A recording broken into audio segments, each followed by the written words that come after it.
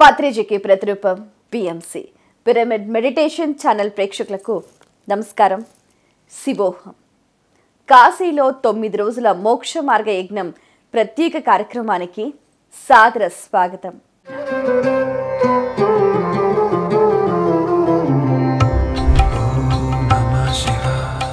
గంగా తరంగ రమణీయ జటాకలాపం, గౌరీ నిరంతర విభూషిత వామభాగం, నారాయణ ప్రియమనంగ మదాపహారం, వారాణసీ పురపతిం భజ విశ్వనాథం. అవిముక్తపురి, మోక్షపురి, కాశీ అని అంటూ ఉంటారు. కాశీ అని నామస్మరణ చేసినంత మాత్రానే మనకు సకల ఆపదలు తొలగి ముక్తి మార్గం, మోక్ష మార్గం సులభతరం అవుతుంది అని మన పెద్దలు చెప్తూ ఉంటారు. దానికి అనుగుణంగానే జీవితంలో ఒక్కసారైనా కాశీయాత్ర చేయాలని చాలామంది వెళ్ళి వస్తూ ఉంటారు.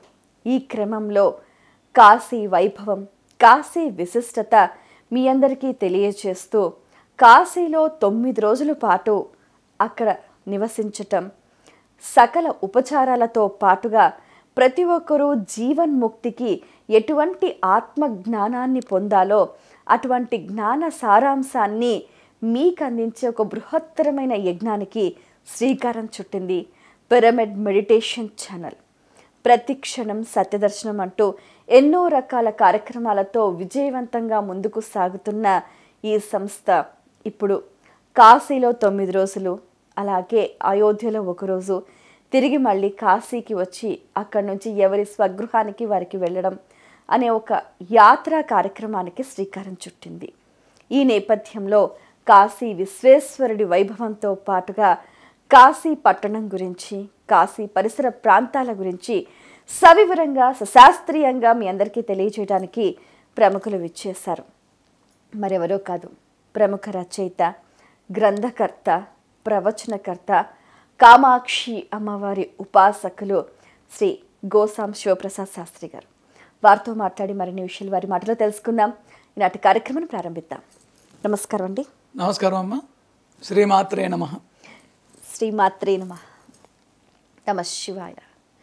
శివోహం అంటూ కాశీలో 9 రోజుల పాటు మోక్ష మార్గ యజ్ఞం అనే కార్యక్రమానికి శ్రీకారం చుట్టారు. అసలు కాశీలో 9 రోజులు ఎందుకు ఉండాలండి? ముందుగా పిఎంసి యాజమాన్యానికి, ఛానల్ ప్రతినిధులకి ప్రత్యేకంగా అభినందనలతో పాటు ధన్యవాదాలు. ఎందుకంటే అమ్మ, కాశీ కాశీ కాశీ అంటే చాలు మోక్షం అంటారే, అలాంటిది ఆ యొక్క కాశీ క్షేత్రములో 9 రోజులు మోక్ష మార్గ యజ్ఞము తలపెట్టినటువంటి మీ అందరికీ నిజంగా ధన్యవాదాలు చెప్పాలి. చాలా గొప్ప కార్యక్రమము. సరే, 9 రోజుల దీక్ష యొక్క ఫలము అని మీరు అడిగారండి, అవునా? 9 అనేటువంటి అంకెకి మన సనాతన ధర్మములో ఉన్న ప్రాశస్త్యం చాలా గొప్పది. మనము తల్లి గర్భంలో ఉండాల్సిన నెలలు 9. ఏక అంకె పూర్తయ్యే చివరి అంకె 9, అవునా? నవరాత్రులు, నవగ్రహాలు, నవవిధ భక్తి మార్గాలు, మనిషికి ఉండే నవరంధ్రాలు, మీరు ఏ రకంగా చూసినా 9 అనేటువంటి అంకెనమ్మ పూర్ణము అంటారు. పూర్ణ అంకె, ద నంబర్ ఆఫ్ పర్ఫెక్షన్ అంటారు, ద నంబర్ ఆఫ్ కంప్లీట్నెస్ అంటారు, ద నంబర్ ఆఫ్ టోటాలిటీ అంటారు. సరే, 9 అనే దానికి విభిన్నంగా ఉన్నాయండి అభిప్రాయాలు. అయితే మనం ఇక్కడ మాట్లాడుతున్నది 9 రోజుల దీక్ష లేదా 9 రాత్రుల దీక్ష. ఎక్కడ? కాశీలో. ఇదే పెద్దగా ఎంఫసైజ్ చేయాల్సిన పాయింట్. నవరాత్రులు చేస్తాం కదమ్మా, ఎక్కడెక్కడైతే ఋతు మార్పిడి జరుగుతుందో కాల సంధిలో 9 రోజుల దీక్ష చేస్తారు, అవునా? అంటే ఒక ఋతువు నుంచి ఇంకో ఋతువుకి, లేదా ఒక కాలం నుంచి ఇంకో కాలంకి మధ్యలో ఈ సంధి కాలంలో నవరాత్రి దీక్ష చేస్తారమ్మా. ఇది ఈ నవరాత్రి దీక్ష మన శరీరాన్ని, ఇప్పుడు చూడండి, చలికాలం నుంచి ఇంకో కాలానికి మార్పిడేటప్పుడు ఈ 4 నెలల చలికాలములో మన దేహము చలికాలపు వాతావరణానికి అడాప్ట్ అయి ఉంటుంది కదా. అంటే చలికాలపు వాతావరణ మార్పులకి మన దేహము అలవాటు అయి ఉంటుంది, అలైన్మెంట్ అంటారు. మరి కాల సంధిలో ఇంకో కాలం మారుతున్నప్పుడు మన శరీరాన్ని, మన ఆరోగ్యాన్ని, మన అంతర్గత జీవ వ్యవస్థను ఈ కొత్త కాలానికి మార్పిడి చేసే అలైన్మెంట్ ప్రక్రియ నవరాత్రి దీక్ష. ఇది ఒక రకమైన అభిప్రాయము, చాలా ఉన్నాయి. నేను అసలు పాయింట్కి వస్తానమ్మా. కాశీలో మోక్షపురి 9 రోజుల దీక్ష చెప్పుతూ అయితే చాలా చెప్పొచ్చు. అయితే ఒక యోగి చెప్పిన మాటలు మీకు చెప్తానమ్మా. ఎవరైతే కాశీలో 9 రాత్రులు దీక్షగా ఉంటారో లేదా 9 రోజులు దీక్షగా ఉంటారో ఇక మళ్ళీ 9 నెలల గర్భయాతన అవసరం ఉండదు. ఓహో. అంటే మళ్ళీ దేహి అంటూ దేహాన్ని అడుక్కునే పని ఉండదు. ఎవరైతే ఏ సాధకులైతే ధ్యాన సాధకులు కావచ్చు, ఎవరైనా 9 రోజులు కాశీలో దీక్షగా ఉంటే మళ్ళీ దేహి అంటూ దేహాన్ని అభ్యర్థించే లేదా అడుక్కునే అవసరం ఉండదు. ఇక సాక్షాత్తు మోక్షము ఆ యొక్క దేహమే చివరి దేహం అవుతుంది. ఇది ఒక అభిప్రాయం అమ్మ, ఒక మార్గము. నా వ్యక్తిగతము అంటే అమ్మ నేను చెప్పిన మాట కాదు, ఒక యోగి నాకు తెలియపరిచిన అంశము. చాలా శాస్త్రీయంగా చెప్పాడండి. 9 రోజుల దీక్ష ఎక్కడైనా దానిలో ఉన్న ఆంతర్యము. ఈ 9 రోజుల దీక్షలో అమ్మ మొదటి 7 రోజుల దీక్షలో 9 రోజుల మొత్తములో మొదటి 7 రోజులు 7 జన్మల సంస్కారాలను సరిచేస్తుందట. మొదటి 7 రోజులు. ఒకటి, ఇప్పుడు చూడండి అమ్మా, నేనున్నాను, దేహంతో ఉన్నాను, ఆత్మను ధరించి ఉన్నాను, లేదా నా ఆత్మ ఈ దేహాన్ని ధరించి ఉంది. ఈ దేహము ఆత్మావై పుత్రనామాసి, ఈ దేహము మా తండ్రి ఆత్మ, మా తండ్రి అతడి తండ్రి ఆత్మ. అంటే ఈ దేహంలో దేహానికి అనుబంధంగా ఉన్న పూర్వ ఆత్మలు, పూర్వ శరీరాలు 7 తరాల నుంచి ఉన్న డిఎన్ఏలో జ్ఞానము నా దేహంలో కూడా ఉంది. అంటే దేహపరంగా 7 జన్మల 7 దేహాల జ్ఞానములో ఉన్నటువంటి చెడు కర్మలు సంస్కరించబడతాయి మొదటి 7 రోజుల్లో. ఓకే, ఇది దేహపరంగా. ఆత్మపరంగా 7 జన్మల నుంచి ఏవైతే దుష్ట సంస్కారాలు ఆత్మలో ఉన్నాయో వాటిని కూడా పరిష్కరిస్తుంది మొదటి 7 రోజుల దీక్ష. అందుకేనండి పెళ్లి చేసేటప్పుడు ఇటు 7 తరాలు అటు 7 తరాలు చూడాలంటారు. అంటే మనకు పూర్వం 7 తరాల అనువంశిక జ్ఞానము మన దేహంలో ఉన్న డిఎన్ఏలో ఉంటుంది.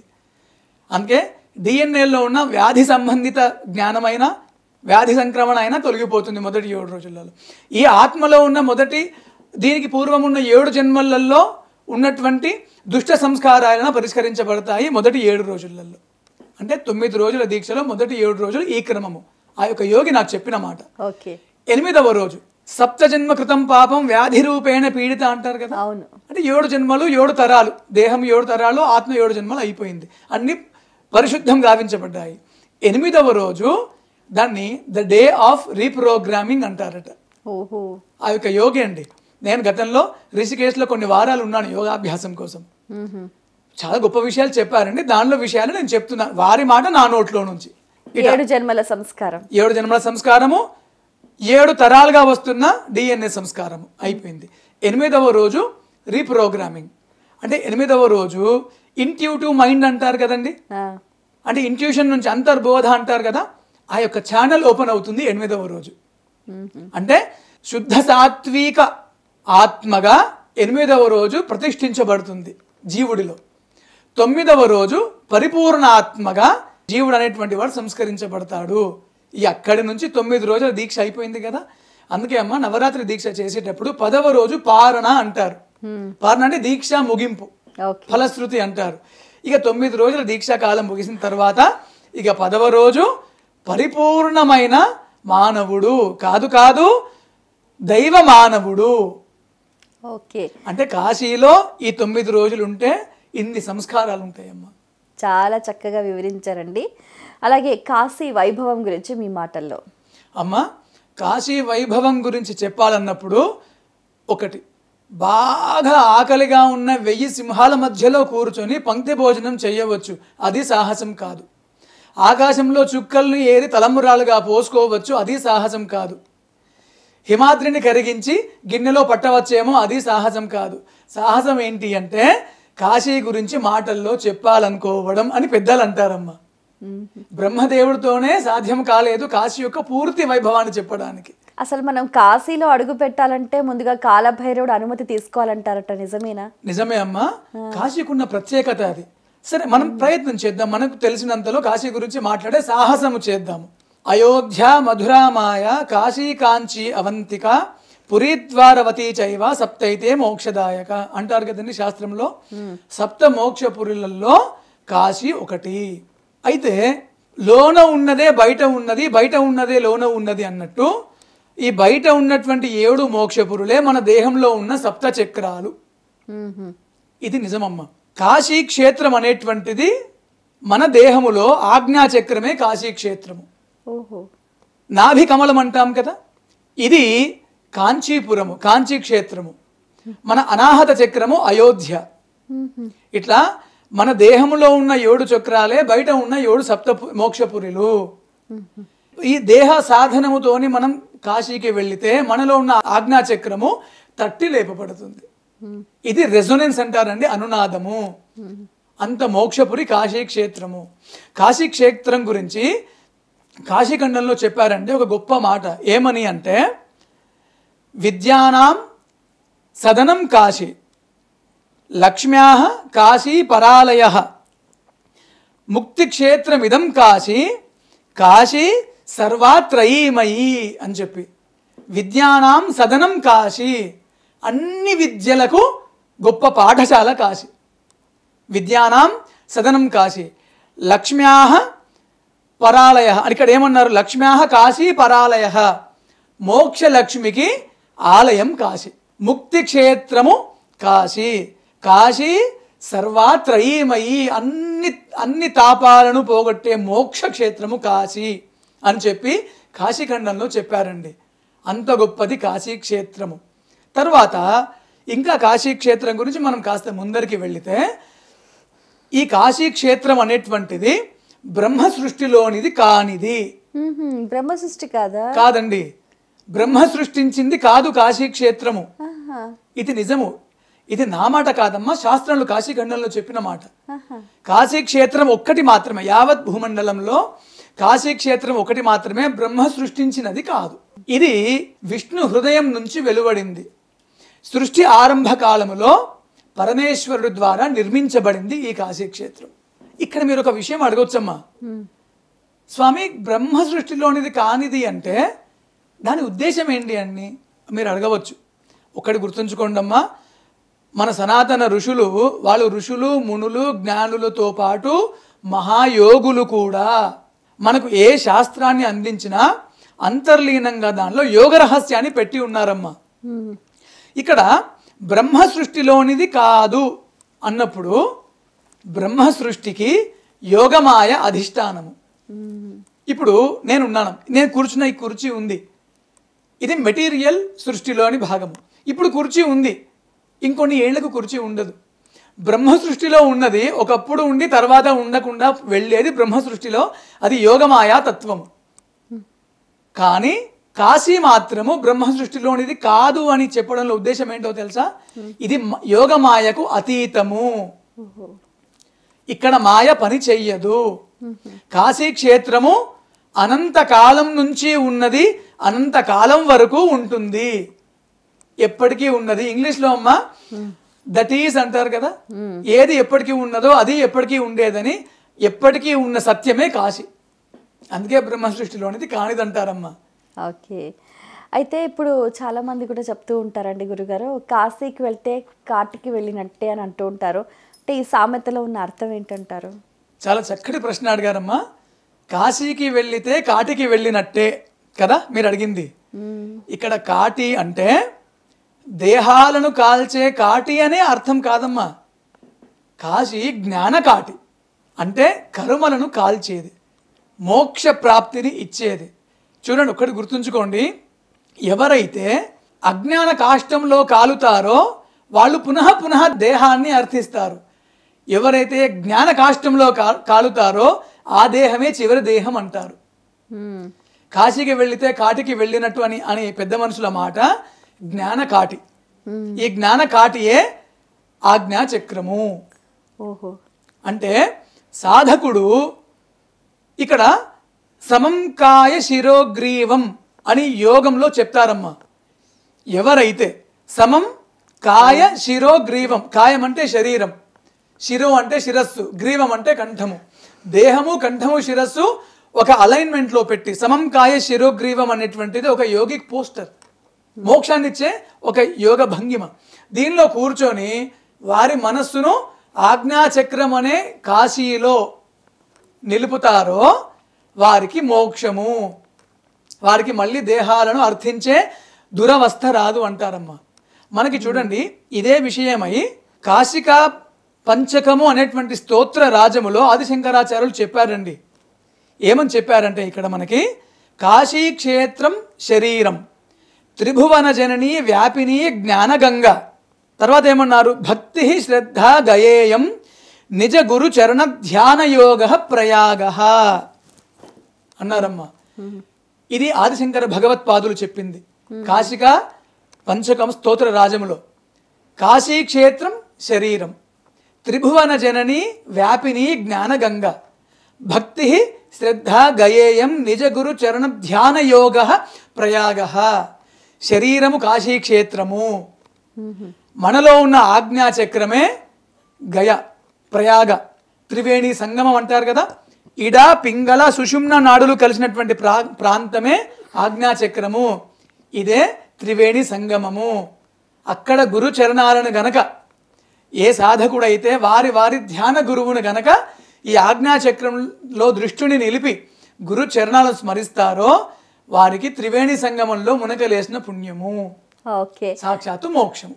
చాలా మంది కూడా కాశీని వారణాసి అని కూడా ప్రస్తుతిస్తూ ఉంటారు. అందులో ఉన్న ఆంతర్యం నిజంగా యోగ రహస్యం, దీనిలో కూడా యోగ రహస్యం ఉందమ్మా. కాశీని వారణాసి అంటారు, బెనారస్ అని తర్వాత అంటున్నారు.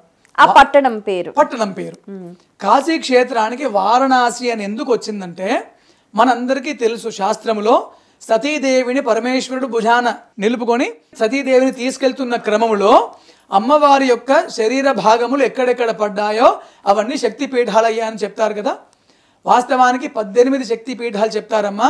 కానీ అమ్మవారి దేహంలో 51 ప్రాంతాలలో అమ్మవారి దేహంలో ఉన్నటువంటి అవయవాలు పడి ఉన్నాయమ్మా. 51 శక్తిపీఠాలు, దానిలో ప్రధానంగా 18. అయితే అమ్మవారి యొక్క స్తన్య భాగము పడినటువంటి ప్రాంతము ఈ వారణాసి. అయితే అమ్మవారి స్తన్య భాగము పడింది కదా, అక్కడ అమ్మవారి మనని పోషిస్తున్న అమృత కలశాలమ్మ, మన పోషణ స్థానము తల్లి హృదయము కదా. అక్కడ అమ్మవారి స్తన్య భాగము పడింది కాబట్టి అమ్మవారి స్తన్యముల్లో నుంచి వరుణ అసి అనే 2 అమృత ధారలు వెలువడ్డాయని శాస్త్రము చెబుతుంది. ఈ వరుణ అసి అనే అమృత ధారల మధ్యలో భాగమే కాశీ కాబట్టి వారణాసి, వరుణ అసి వారణాసి అయిందమ్మా. వరుణ ప్లస్ అసి వారణాసి అయిందని, 2 నదుల మధ్య ఉన్న ప్రదేశమే కాశీ. అమ్మవారి స్తన్యముల నుంచి వచ్చినటువంటి అమృత గంగా పొంగు వరుణ అసి ధారలుగా వారణాసి అయింది. తరువాత వరుణ గంగా నది యొక్క ఒక పాయ వరుణ, ఇంకో పాయ అసి, వారణాసి అయిందని అలా కూడా చెప్తారమ్మా. మనం యోగంలోకి వెళ్తే మన శ్వాస ఇడా పింగళ నాడుల గుండా ప్రసరిస్తుంది కదా. వరుణ ఇడా నాడి, అసి పింగళ నాడి. ఈ వరుణ అసి అనే 2 నాడుల గుండా వెళ్ళే శ్వాస ఆజ్ఞాచక్రంలో కలవడమే వారణాసి. ఓహో, అంటే వరుణ అసి అనేటువంటి నాడుల గుండా మధ్యలో ఉన్నటువంటి ఆజ్ఞాచక్రమే వారణాసి. వారణాసి అని అందుకు చెప్తారమ్మా. దాని కారణం అది. ప్రళయకాలంలో కూడా కాశీ మునిగిపోదు అని అంటారు. ఇది సాధ్యమేనంటారా? సాధ్యమే అమ్మా. నేను మళ్ళీ అందరికీ చెప్తున్నాను, మన సనాతన వాంగ్మయాన్ని బాహ్య దృష్టితో చూస్తూ యోగ దృష్టితో అభ్యసించాలి అని ఋషులు చెప్తారమ్మా. యోగ దృష్టితో చూస్తే మనకి ఇది అర్థమవుతుంది. ప్రళయకాలములో కాశీ ప్రళయ ముంపుకు గురి కాదు. ఇక్కడ చూడండి, ప్రళయం అంటే మనం అనుకున్నాం మొదల్లో అమ్మ, కాశీ క్షేత్రము బ్రహ్మ సృష్టిలోని కానిది కదా. బ్రహ్మ సృష్టిలో ఉన్నదానికే ప్రళయము. మరి బ్రహ్మ సృష్టిలో కాశీ లేదు కాబట్టి ఈ ప్రళయానికి ముంపుకు గురి కాదు. తర్వాత ఇంకో మాట కూడా చెప్తారమ్మా. ఏమని అంటే, ప్రళయకాలములో కాశీ క్షేత్రాన్ని శివుడు తన త్రిశూలముతో ఎత్తి పైకి లేపుతాడు, ప్రళయానికి అందకుండా పైకెత్తుతాడని చెప్తారమ్మా. ఎందుకు? అది శివుడి బాధ్యత. పరమేశ్వర నిర్మితమైనటువంటి స్థలము కాబట్టి, బ్రహ్మ సృష్టిలోనిది కానిది కాబట్టి బ్రహ్మ ప్రళయాలకు ఇది లొంగదు. పరమేశ్వరుడు తన త్రిశూలంపై ఎత్తి ఈ కాశీని కాపాడతాడని చెప్పి చెప్తారమ్మా. త్రిశూలము మళ్ళీ ఇక్కడ యోగ దృష్టితోనే ఆలోచించాలి. సిద్ధ మహాయోగము అనేటువంటి గ్రంథములో చెప్తారు, మన ఆజ్ఞాచక్రానికి సహస్రారానికి మధ్యలో 3 శక్తి బిందువులు ఉంటాయని చెప్తారండి. ఇదే త్రిపుండ్రము, ఇదే త్రిశూలము. ఏ సృష్టి అయినా ఈ 3 శక్తుల గుండానే వస్తుంది. 1 నాద బిందువు, 2 శక్తి బిందువు, 3 జ్ఞాన బిందువు. నాద బిందు, శక్తి బిందు, జ్ఞాన బిందు. బిందు పీఠాలని కూడా అంటారు మనకి. ఇక్కడ బిందు పీఠము, నాదపీఠము, శక్తి పీఠము, ఈ 3 ఈ త్రిపుండ్రం అని అంటారండి. అంటే ఈ యావత్తు బ్రహ్మకల్పిత మాయారూపమైనటువంటి బ్రహ్మకల్పితమైన సృష్టి మొత్తము మునిగిపోయినా కాశీ మాత్రము నాదపీఠము, బిందుపీఠము, శక్తిపీఠము అనేటువంటి ఈ త్రిపురముల పైన నిలుస్తుంది. అదే త్రిశూలం పైన నిలుపుతాడు అని చెప్తారమ్మా. అందుకే కాశీ ముంపుకు గురి కాదు. గురుగారు, కాశీలో మరణిస్తే ముక్తి లభిస్తుంది అని అంటారు, నిజమేనంటారా? నిజమే అమ్మ. కాశీఖండంలో కూడా అదే చెప్పారు. ఇక్కడ ఒక వింత ఉందమ్మా. కాశీలో మరణించిన వారి యొక్క తలను గనక పరిశీలన చేస్తే ఎడమ చెవు కిందికి వాలి కుడి చెవు పైకి లేసింది ఉంటుందట. ఓహో. దీని వెనుక ఉన్న సూక్ష్మం ఏంటంటే సాక్షాత్తు పరమశివుడే కుడి చెవులో తారక మంత్రాన్ని చెప్పి మోక్షాన్ని ఇస్తారని చెప్తారమ్మా. నిజంగా మా పెద్ద మనుషులు చెప్పేదమ్మా, కళ్ళకు నీళ్ళు వస్తాయి. కాశీ శివుడిది ఇంత అపార కరుణ అని చెప్పి. ఏ జీవుడైతే తన అంత్యకాలములో మరణ వేదనతో తల్లడిల్లుతాడో కాశీలో, అప్పుడట పార్వతమ్మ వస్తుందటమ్మ. వచ్చి కొడుక బిడ్డ వేదనగా ఉన్నదా, చింత చెందకు బిడ్డ, ఊరడిల్లు చింత చెందకు, కాసేపట్లో తండ్రి వస్తాడు, నీకు మోక్షాన్ని ఇస్తాడు, ఊరడిల్లు బిడ్డ అని చెప్పి పార్వతమ్మ తన చీర కొంగుతో చెమటలు తుడుస్తుందట జీవుడికి. బిడ్డ కొడుక ఏడవకు బిడ్డ, తల్లిడిల్లకు బిడ్డ అని ఒక అమ్మ బిడ్డను బుదిరికి ఇచ్చినట్టు ఇక్కడ సాక్షాత్తు పార్వతమ్మనే మరణ యాతనతో ఉన్న జీవుడి దగ్గరికి వచ్చి ఊరడిల్లు కొడుక బిడ్డ, తండ్రి వస్తున్నాడని చెప్పి పార్వతమ్మ తన చీర కొంగుతో చెమటలు తుడుస్తుందట. అది చూసి గణపతి, ఢుంటి గణపతి, కాశీలో ఉన్న ఢుంటి గణపతి తన తొండము ద్వారా గంగాజలాన్ని తెచ్చి ఈ జీవుడి పైన విరజిమ్ముతాడట. స్పృహ కోల్పోకు కొడుక, స్పృహ కోల్పోకు, తండ్రి వస్తున్నాడని చెప్పి ఒక జాగరూకంలో ఉంచుతాడట. కుమారస్వామి తన వాహనమైన నెమలిని పురివిప్పింపజేసి ఆ నెమలి పురితో గాలి ఊపుతాడటమ్మా జీవుడికి. అలసిపోకు బిడ్డ అని చెప్పి ఎంత అవుతూ ఉంటే అమ్మా, అప్పుడు నందీశ్వరుడు తన మోరలు ఎత్తుతూ జీవుడిని తట్టి లేపుతాడట. పడుకోకు, మత్తులోకి జారిపోకు, తండ్రి వస్తున్నాడని చెప్పి చెప్తాడట. అప్పుడు శ్రీ కాశీ విశ్వేశ్వరుడు అపార కరుణా సింధు ఆయన వచ్చి ఆ యొక్క జీవుడికి తలని మురుతూ, బిడ్డ అలసిపోయితివా, ఎన్ని కోట్ల జన్మల నుంచి దేహాలు మార్చి అలసితివయ్యా, నీ పుణ్యమో నా ఆనందమో నువ్వు నా దగ్గరికి వచ్చావని చెప్పి ఇక నీకు దేహము అర్థించేటువంటి దుస్థితి వద్దు అని చెప్పి ఆ కుడి చెవులో తారక మంత్రాన్ని ఉపదేశిస్తాడట. అందుకు కాశీలో మరణం మోక్షానికి హేతు అని చెప్తారమ్మా. సకుటుంబ సపరివారంగా శివపరివారం వచ్చి జీవుణ్ణి ఆదుకుంటారమ్మా.